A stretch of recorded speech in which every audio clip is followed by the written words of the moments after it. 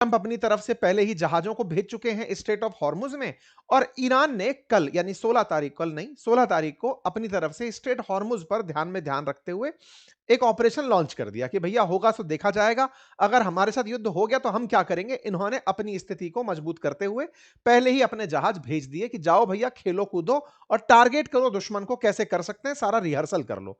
शक्ति परीक्षण दोनों तरफ से भरपूर चल रहा है और इस भरपूर शक्ति परीक्षण में अमेरिका अपनी तरफ से बार बार वार्ता पर जोर दे रहा है। लेकिन सीएनएन में छपी खबर को अगर ध्यान से देखा जाए तो तर्क यह निकल कर आता है कि इस हफ्ते के अंत तक अमेरिका ईरान पर हमला कर सकता है। हालांकि ये हमला आज होगा कल होगा ऐसा करते हुए महीने से 2 महीने हो गए। ये वही वेनेजुएला वाला हाल है कि 2 महीने से तैयारियां चल रही थी, एक दिन गए और ये लोग उठाकर ले आए। फिलहाल के लिए कुछ वैसा ही चल रहा है, लेकिन मिडिल ईस्ट के जानकारों का कहना है कि इस पूरी कहानी में इजराइल टांग लगाकर बैठा है। अमेरिका को वो वार्ता सफल नहीं करने दे रहा है। मिडिल ईस्ट के तमाम देशों में इजराइल का से ये है कि एक बार ईरान का कर कुछ कर ही दो। 40,000 अमेरिकी सेना सेना सैनिक जो हैं वो ईरान के अराउंड अमेरिका द्वारा तैनात किए जा चुके हैं। ऐसे में यूएस की मिलिट्री पूरी तरह तैयार है। ये सीएनएन की आज की ही खबर है। इस वीकेंड पर यह हमला हो सकता है। अब आप पूछेंगे ये कहां से बात निकल कर आई। असल मायने में डोनाल्ड ट्रंप के द्वारा कल यानी बुधवार के दिन अपने एक रूम में, जिसको ये लोग एक तरह से प्लानिंग रूम की तरह से लेते हैं, जो याद हो तो जब उसे मादुरो को उठाया गया था तब भी तस्वीरें उसी रूम से निकल करके आई थी। वहां पर इनकी फिर से बैठक हुई और बैठक हुई अपने दामाद और अपने मित्र के साथ, जेरेड कुशनर और स्टीव विटकॉफ के साथ। ये दोनों वही लोग हैं जो दुनिया भर में जहां जहां युद्ध हो रहे हैं वहां नेगोशिएट करने पहुंचते हैं। जैसे इजराइल गाजा का मामला इन्हीं लोगों ने सुलझाया था। रशिया यूक्रेन वाले मामले पर जो कुशनर हैं ये ट्रंप के दामाद हैं और विटकॉफ इनके मित्र हैं। तो ये दोनों लोग रशिया यूक्रेन वाले मामले में भी गए हुए हैं और अभी स्टीव विटकॉफ, जेरेड कुशनर और विटकॉफ दोनों को ही इन्होंने ईरान के साथ बात करने के लिए 6 फरवरी को ओमान मस्कट भेजा था और अभी 17 तारीख को इन्होंने इन्हें जिनेवा भेजा था, स्विट्जरलैंड के अंदर भेजा था कि जाओ और ईरान के लोगों से बात करो। तो ईरान अपनी तरफ से उप विदेश मंत्री को मस्कट में भी भेजा था और जिनेवा में भी भेजा। दोनों बातें इन्होंने कल यानी कि बुधवार के दिन अपनी जो इन दोनों सहयोगी हैं या फिर कहिए कि दोनों जो शांति दूत हैं, इनको बुलाकर ट्रंप ने पूछा कि बताओ भाई, कहां तक लग रहा है कि ये लोग मान जाएंगे? अगर नहीं मानते तो युद्ध के क्या विकल्प हो सकते हैं? उन सब के साथ बैठ करके चर्चाएं हुई। ऐसे में ईरान भी यह जानता है कि अगर अमेरिकी हितों की पालना नहीं होगी तो ये लोग युद्ध करेंगे ही। तो ईरान भी एक तरफ तो वार्ता के लिए गया हुआ है, लगातार शांति वार्ताएं चल रही हैं कि कैसे इस मामले पर पीछे हटा जाए या अमेरिका अपनी शर्तें कैसे मनवाने में कामयाब हो जाए। अमेरिका ने जहां इतने सारे सैनिक भेज रखे हैं ईरान को घेरने के लिए, वहीं वो अपनी तरफ से शर्तों के दस्तावेज भी भेजा हुआ है, जिन शर्तों में यह है कि ईरान अपने यहां पर परमाणु का जो एनरिचमेंट कार्यक्रम चल रहा है, जिससे न्यूक्लियर बॉम्ब बनाए जा सकते हैं, उस कार्यक्रम से पीछे हटे। प्रॉक्सी जितने भी उसके सहयोगी दल हैं, चाहे फिर हिजबुल्लाह हो चाहे हूती हो, उनके साथ में वो पूरी तरह से पीछे हटे, यानी उनको कभी सहयोग ना करे ऐसा वादा करे। और तीसरा, जो ईरान के पास में जो मजबूत बैलिस्टिक मिसाइल सिस्टम है जिसने इजराइल पर हमला करके इजराइल के हाल खराब कर दिए थे पिछले साल जून 2025 में, बोले उन बैलिस्टिक मिसाइल्स का जखीरा खत्म करे। इन शर्तों के साथ ईरान के साथ अमेरिका बातचीत कर रहा है। जहां तक बात हो परमाणु की यानी कि न्यूक्लियर एनरिचमेंट की, ईरान वहां पर कुछ हद तक सहमति जताता दिख रहा है। ईरान का कहना है कि 60% तक आपके कहने पर मैं न्यूक्लियर एनरिचमेंट कम कर सकता हूं। पिछली बार भी 2015 में भी जब ट्रंप से पूर्व वाले जितने भी लोग थे, ओबामा टाइप के जो लोग थे, उन्होंने जब काम करवाया था, उन्होंने भी हमसे जब एक्ट मतलब साइन करवाया था, तब भी हमने एनरिच्ड यूरेनियम अपने देश से निकालकर रूस में भेज दिया था। अब एनरिच्ड यूरेनियम फिर से आप कह रहे हो तो हम 60% तक कम करने को तैयार हैं। इंटरेस्टिंग बात यह हुई कि अब तक ईरान जो मना करता आ रहा था कि इसके पास में एनरिच्ड यूरेनियम नहीं है। एनरिच्ड यूरेनियम का मतलब यूरेनियम जो है उसके कई आइसोटॉप होते हैं, समस्थानिक होते हैं।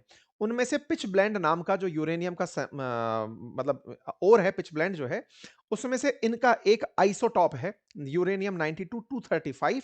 वो जब मात्रा में बढ़ता है पिच ब्लेंड के रूप में और जब बाहर निकल कर आता है और उसकी मात्रा को बढ़ाया जाता है, क्योंकि वो बहुत कम परसेंटेज में माइंस में से निकल कर बाहर आता है, उसको बाहर बाहर निकालकर उसकी उस आइसोटॉप की मात्रा को बढ़ाने की आसान भाषा में प्रक्रिया को एनरिचमेंट कहा जाता है, क्योंकि वही सबसे ज्यादा विस्फोटक माना जाता है कि मतलब उसके विस्फोट से बहुत ज्यादा एनर्जी बाहर निकलेगी। ऐसी प्रक्रिया में यूरेनियम के तमाम अयस्कों में से, ओर्स में से एक प्रकार के यूरेनियम की मात्रा बढ़ाना एनरिचमेंट की श्रेणी में रखा गया। और उस काम को ये लगातार कर रहे हैं, उसमें बहुत एनर्जी, बहुत पैसा और बहुत तकनीक लगती है। ये लगातार उस काम को करते हुए चल रहे हैं। अमेरिका का अनुमान है कि इनके पास 2000 किलो से ज्यादा एनरिच्ड यूरेनियम उपलब्ध है। यह अपने आप में एक बहुत बड़े न्यूक्लियर बॉम्ब के लिए पर्याप्त है। किलो भर का न्यूक्लियर बॉम्ब भी बड़े बड़े देशों को निपटा सकता है। तो ऐसे में इन्होंने बहुत सारा स्टॉक पाइल कर लिया है और अमेरिका उसी को कम करने के लिए ईरान से कह रहा है। ईरान का कहना भी है कि अगर आप हम पर से सभी प्रकार के प्रतिबंध हटाते हो, जिसमें से बैंकिंग प्रतिबंध, व्यापारिक प्रतिबंध, तेल पे से प्रतिबंध, तो हम 60% तक अपना एनरिच्ड यूरेनियम कम कर सकते हैं। लेकिन बात हो बैलिस्टिक मिसाइल की या फिर बात हो आपके साथ में प्रॉक्सियों के साथ बातचीत ना करने की, हम उस पर आपको सहमति नहीं दे सकते। कारण यह है क्योंकि हम फिर एक देश बचेंगे ही नहीं, फिर आप हमें कभी भी मार के चले जाएंगे। इन सारी बातों को सिलसिलेवार तरीके से एक बार मैं आपके सामने रख देता हूं। सिचुएशन रूम के अंदर हुई वार्ता, जिसमें इन्होंने अपने दामाद के साथ जो बातचीत की, उस बातचीत पर इनकी प्रवक्ता बाहर निकलकर आई और उन्होंने कहा कि वार्ता के रास्ते खुले हैं, लेकिन ट्रंप किसी भी चीज के लिए खुले हैं। मतलब कि वो चाहेंगे तो एक्शन भी ले सकते हैं। डोनाल्ड ट्रंप लगातार व्हाइट हाउस से डिप्लोमेसी की बात कर रहे हैं कि बातचीत करना पहला ऑप्शन है, और इसके लिए वो लगातार बहुत सारे लोगों से बात कर रहे हैं। ऐसे में बड़ा सवाल यह बनता है कि ट्रंप जो इतना एग्रेसिव रवैया दिखा रहे थे, अचानक इतना पीछे क्यों हट रहे हैं? जब पूरा माहौल बना ही चुके, मिडिल ईस्ट वाले लोग इनसे मिलके जा ही चुके, मिडिल ईस्ट का कारण भी समझ में आ गया, इजराइल इनको कह ही रहा है, ट्रंप के रवैये में इतनी नरमी क्यों आ गई है? कहां ऐसा है जिसको लेकर ये बार बार कैलकुलेट कर रहे हैं? बार बार सिचुएशन रूम में बैठकर चर्चाएं क्यों हो रही हैं? कौन सा रिस्क है जो ये नहीं लेना चाहते? तो इसके पीछे का कारण है साथियों, मिड टर्म इलेक्शन।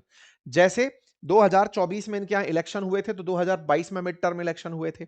ऐसे ही मिड टर्म इलेक्शन इनके फिर से होने जा रहे हैं नवंबर 2026 में, या इस साल के अंत में। 2026 के अंदर मिड टर्म इलेक्शन का मतलब होता है राष्ट्रपति का कार्यकाल 4 साल का होता है। हर 2 साल में अमेरिका में चुनाव होते हैं, जिन्हें मध्य अवधि मिड टर्म चुनाव कहा जाता है। और इन चुनावों में तय होता है कि वर्तमान जो सरकार काम कर रही है, यह सरकार ठीक से जनता को पसंद आई भी या नहीं आई। अगर नहीं आई तो यहां पर चुनाव में जो नतीजे आते हैं, वो होते तो असल में कांग्रेस के नतीजे हैं, कांग्रेस बोले तो इनकी संसद के नतीजे। लेकिन उनसे अगली बार कौन राष्ट्रपति बनेगा या कौन सी पार्टी बहुतायत में रिपीट कर जाएगी, इसका एक आइडिया लगना शुरू हो जाता है। अब सवाल बनता है, हमारी संसद की तरह ही इनके यहां चुनाव होते हैं क्या? अगर ऐसा है तो फिर इनके राष्ट्रपति तो पहले ही बन गया, अब चुनाव क्यों हो रहे हैं? तो पहले से समझते हैं, भारत की जो चुनाव प्रणाली है वो संसदीय व्यवस्था है। इनके यहां पर राष्ट्रपति वाली व्यवस्था है, प्रेसिडेंशियल फॉर्म ऑफ इलेक्शन होता है। यहां पर राष्ट्रपति को आपने चुनवा दिया कि साहब नवंबर 2024 में इलेक्शन हो गए थे, राष्ट्रपति ट्रंप चुन करके आ गए थे, उनकी पद की गारंटी है, वो 4 साल तक पद पर बैठेंगे, उन्हें कोई नहीं हटा सकता। कोई नहीं हटा सकता, यह शब्द अधूरा सत्य है। असल में सत्य यह है कि अगर इनका महाअभियोग हो जाए, महाअभियोग यानी इंपीचमेंट हो जाए, तो इन्हें पद से हटाया जा सकता है। यह इंपीचमेंट कहां होता है? इनकी संसद में होता है, जिसे क्या कहा जाता है? कांग्रेस कहा जाता है। जैसे भारत के अंदर सदन में दो, मतलब सदन के अंदर, संसद के अंदर दो हाउसेज हैं, एक का नाम लोकसभा है और एक का नाम राज्यसभा है। ऐसे ही अमेरिका की जो कांग्रेस है, संसद है, उसके अंदर दो सदन होते हैं। एक का नाम हाउस ऑफ रिप्रेजेंटेटिव होता है और एक का नाम सीनेट होता है। हाउस ऑफ रिप्रेजेंटेटिव में 435 सांसद होते हैं और सीनेट में 100 सांसद होते हैं। जैसे भारत के अंदर 500, 530 और जो 267, 273, ये जो नंबर्स हैं, बिल्कुल वैसे ही अमेरिका के अंदर भी नंबर्स निकल कर आते हैं। यहां पर जो 100 सीटें हैं, कौन सी 100 सीटें? अमेरिका के अंदर उच्च सदन की जो 100 सीटें हैं, ये हर राज्य से दो निकल करके आती हैं। हर राज्य से दो सीनेटर चुने जाते हैं 6 साल के लिए। तो ये जो मिड टर्म इलेक्शन होते हैं, इनमें 1/3 सांसदों का चुनाव होता है 6 साल के लिए। सीनेट के 100 में से 33 या 35 इस साल चुने जाएंगे। 1/3 सांसदों का निर्वाचन होगा, जो अगले 6 साल तक रहेंगे। अच्छा, इसके अलावा जो 435 सांसद हैं, 435 कौन से वाले? जो हाउस ऑफ रिप्रेजेंटेटिव हैं, वो 2 साल के लिए ही चुनकर आते हैं, तो उनका भी चुनाव यहां पर होगा। इसके अलावा अमेरिका में 50 राज्य हैं, 50 में से लगभग 36 राज्यों के गवर्नर का इलेक्शन भी इसी मिड टर्म के अंदर होगा। गवर्नर स्टेट को चलाने वाली बॉडी है, वहां का सबसे बड़ा आदमी है, उसका इलेक्शन भी इस समय पर होगा। कई स्थानीय निकायों का चुनाव भी, कई शहरों के मेयर का चुनाव भी इस मिड टर्म इलेक्शन में होगा। इसका मतलब अकेले ट्रंप अगर जीत भी गए थे 2024 में, लेकिन उन्हें सत्ता चलानी है पूरे देश के अंदर, तो उन्हें इस मिड टर्म इलेक्शन में अपनी पार्टी, कौन सी पार्टी है? ट्रंप की रिपब्लिकन पार्टी, उसकी बहुतायत में सीटें आए जरूरी है, उसके मेयर चुने जाएं, उसके गवर्नर बनकर आए जरूरी है। अब एक और सवाल, ट्रंप अगर नहीं जीत पाए तो क्या होगा? देखिए, इनके यहां पर हाउस ऑफ रिप्रेजेंटेटिव के पास ताकत होती है कि वो एक सहमति पत्र साधारण मेजोरिटी से निकालकर अपने राष्ट्रपति के खिलाफ इंपीचमेंट प्रोसेस कर सकती है।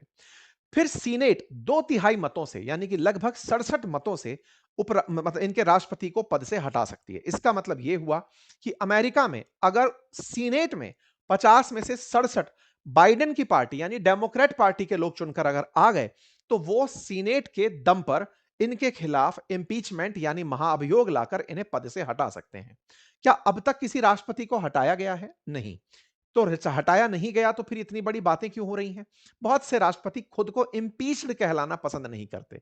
जैसे रिचर्ड निक्सन को ही ले लीजिए। रिचर्ड निक्सन के खिलाफ जब इंपीचमेंट आने ही वाला था, उस समय उन्होंने पद से इस्तीफा दे दिया था। वाटरगेट का मामला एक बार मैंने आपको बताया था अपनी पाठशाला के एक सेशन में। कुल मिलाकर अमेरिका में मिड टर्म इलेक्शन है और उन मिड टर्म इलेक्शंस में ट्रंप की पार्टी परफॉर्म करना चाहती है। लेकिन हालात क्या हैं? हालात बिल्कुल उलट हैं। ट्रंप की इस समय एक्सेप्टेंस बहुत ही ज्यादा खराब चल रही है। द इकोनॉमिस्ट की अगर बात माने, तो इनकी जो मतलब लोगों के अंदर रीच है वो लगातार गिर रही है। इन्हें खतरनाक और करप्ट आदमी के रूप में ट्रीट किया जा रहा है। यूगोव और इकोनॉमिस्ट की तरफ से ताजा किए गए सर्वे में यह पाया गया कि लोग इनके कामकाज से खुश नहीं हैं। एक तो द गार्जियन ने तो बकायदा इनके ऊपर एक सरकाजम नोट लिखा और वो लिखा कि भाई साहब, कॉकरोच के बाद दूसरी सबसे ज्यादा अमेरिका अगर घृणा किसी से कर रहा है तो वो ट्रंप है। इतनी कम इनकी अस्वीकार्यता, मतलब इतनी कम इनकी स्वीकार्यता है। ऐसे में ट्रंप अपने पिछले कार्यकाल से भी ज्यादा अलोकप्रिय हो गए हैं। यह डेटा कुछ इस तरह की बातें बता रहा है। इस प्रकार के डेटा के आने से ट्रंप लगातार उन क्षेत्रों में जो कोस्टल एरियाज हैं, जहां माइग्रेंट्स हैं या फिर बाहर से गए हुए लोग जो प्रवासी बनकर वहां गए और जाकर के बस गए, उन सभी क्षेत्रों में ट्रंप का बेसिकली मिडिल जो क्षेत्र है ये इनके प्रभाव का होता है।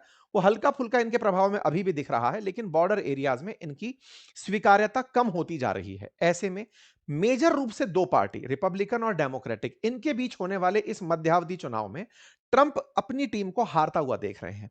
चुनाव भले ही मतलब नवंबर के अराउंड होगा, लेकिन उसके प्रचार अभी से लोगों के अंदर दिमाग में चलने शुरू हो चुके हैं। इसी वजह से हिस्ट्री में यह माना जा रहा है कि इनकी पार्टी को सबसे कम सीटें मिलेंगी। इसी को ध्यान में रखते हुए ट्रंप थोड़े से अपने आप को रोक कर चल रहे हैं कि मैंने राष्ट्रीय मुद्दे छोड़कर पूरी तरह से अंतरराष्ट्रीय मुद्दों पर फोकस किया हुआ है। तो अमेरिका का हित कहीं से विदेशों से ही तय हो यह जरूरी नहीं है। लोकल लेवल पर आपने क्या किया, वो चीजें अब तक हाशिए पर हैं। इस पर जब व्हाइट हाउस से जवाब मांगा गया तो इन्होंने अपने आप को यह कह दिया, हमारा राष्ट्रपति तो 2024 में ही चुन गया था, मिड टर्म से हमें कोई लेना देना नहीं है। और ये सब सब बातें साफ साफ दिखाई भी पड़ती हैं। अमेरिका में महंगाई नियंत्रित करने के चलते ही इन्होंने अपने फेडरल चीफ को भी, जो केविन वाश ये लेकर आ रहे हैं, वो भी उसी चुनाव में अपना परफॉर्मेंस सुधारने के लिए है। अब बात करते हैं यूएस ईरान के बीच में। अल्टीमेटली चलो एक कारण यह हो सकता है, लेकिन ये बहुत दूरगामी कारण है। हालांकि दूरगामी कारण ट्रंप को नहीं लगता। क्यों नहीं लगता? क्योंकि नहीं पता कि ईरान से शुरू हुआ युद्ध एक दिन में रुक जाएगा या लंबा खिंच जाएगा। अगर यह युद्ध लंबा खिंच गया, जैसे अफगानिस्तान 20 साल तक चला, रशिया यूक्रेन 4 साल से चला आ रहा है, अगर यह लंबा खिंच गया तो अमेरिका के लिए एक बहुत बड़ी मुसीबत खड़ी कर सकता है। वो खड़ी हुई मुसीबत पर ही रात दिन चर्चाएं चल रही हैं। ये वो दो प्रतिनिधि हैं, जेरेड कुशनर और स्टीव विटकॉफ, तो दुनिया भर में अमेरिका के शांति दूत बनकर घूमते हैं। गाजा इजराइल हो, रशिया यूक्रेन हो, या फिर अब अमेरिका ईरान हो, यही दो लोग हैं जो जाकर बातचीत करते हैं। इन्हीं के साथ में बार बार चर्चा ट्रंप कर रहे हैं कि बताओ भाई तुम लोग कहां पहुंचे, किस तरह की बातें हुई। तो चर्चा में निकलकर आया कि ईरान और इनके बीच में जो 6 फरवरी को मस्कट में बातचीत हुई थी, जिसमें ईरान की तरफ से उप विदेश मंत्री आए थे, तब यहां पर बातचीत निकलकर हुई थी और उस बातचीत में यह तय हुआ था कि एक बार और बातचीत के लिए बैठते हैं जिनेवा में। ये लोग जिनेवा के अंदर 17 तारीख को मिलते हैं। 6 तारीख की मीटिंग में तय होता है कि अगली बार की वार्ता एक बार और रखी जाती है। तो ईरान यहां पर अपनी तरफ से तैयार हो जाता है कि हम न्यूक्लियर डील कर लेंगे अमेरिका अगर हमारे साथ हमारी शर्तों को मान गया। इस बात को कहते ही ईरान गया था जेनेवा, अर्थात दुनिया को यह बताकर गया था कि अगर दुनिया वालों आपको अमेरिका यह कहता है कि हम न्यूक्लियर बम बना रहे हैं या न्यूक्लियर एनरिचमेंट कर रहे हैं, तो हम समझौता करने को तैयार हैं, लेकिन हमारी भी शर्तें हैं। एक तरफा शर्तें नहीं होंगी कि तुम न्यूक्लियर एनरिचमेंट रोक दो, मैं जैसा हूं वैसा रहूंगा। नहीं, हम पर से सारे प्रतिबंध हटाओ, हमारे सारे व्यापारिक रास्ते खोलो, हमारे तेल को सब जगह एक्सेप्टेंस दिलवाओ, हम न्यूक्लियर एनरिचमेंट रोक देंगे, हम आपके लिए ये डील करने को तैयार हैं। ये कहकर उप विदेश मंत्री गए। लेकिन बड़ा सवाल था कि क्या इस तरह से ईरान झुक रहा था? नहीं। ईरान ये जानता है कि उसने बना तो बहुत सारा यूरेनियम लिया है, लेकिन अमेरिका को धमकाने के लिए 1 किलो का गोला भी काफी है। 1 किलो यूरेनियम भी अमेरिका को उतना ही डर दे सकता है, इजराइल को पूरे को तबाह कर सकता है। ऐसे में इसको आवश्यकता नहीं है कि ये 400 किलो बनाए कि 2000 किलो। यही बात ये कहते हुए बार बार गए कि अगर अमेरिका प्रतिबंध हटाता है तो हम हर काम करने को तैयार हैं। रवांची जो इनके उपविदेश मंत्री हैं वो कहते हैं कि हमने 60% एनरिच्ड यूरेनियम घटाने का उनको प्रस्ताव दे दिया है। ईरान के पास 400 किलो से ज्यादा एनरिच्ड यूरेनियम का भंडार है। संवर्धित यूरेनियम जिससे न्यूक्लियर बॉम्ब बनाया जा सकता है उसका भंडार है। हम 60% तक कम कर देंगे। 150 किलो भी अगर इनके पास बचा रह गया तो भी वो अमेरिका के लिए बराबर बेचैनी वाला होगा।